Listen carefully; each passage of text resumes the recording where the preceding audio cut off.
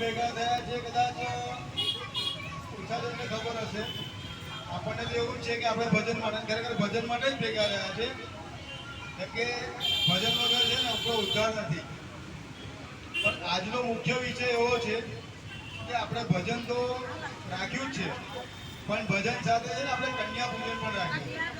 જે નાની નાની કન્યાઓ છે, આપણા હિન્દુ ધર્મમાં કીધું છે કે માતૃશક્તિ અને કન્યા, તો એનું પૂજન પણ આપણે આજે કરવાનું છે.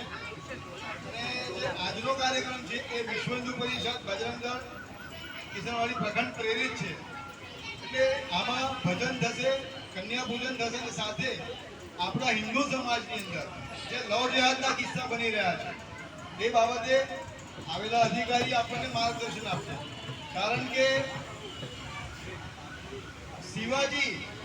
શિવાજીનો જન્મ ક્યારે થશે? જ્યારે માતા જીજાબાઈ હશે ત્યારે. બાકી માતા તો જીજાબાઈ નહીં હોય તો શિવાજી, તમે આજે હમણાં જોયું હશે બાંગ્લાદેશની અંદર જે હાલત થઈ છે હિન્દુઓની, અને ભારતમાં પણ આ રીતે જ કેટલીક જગ્યાએ બાંગ્લાદેશનું પુનર્જન્મ થઈ રહ્યું છે. એની જાગૃતતા માટેનો આજનો કાર્યક્રમ છે. તો બસ ટૂંક સમયમાં જ આપણે આ કાર્યક્રમની શરૂઆત કરીશું અને પછી આપણે ભજન પણ કરીશું. જય શ્રી રામ.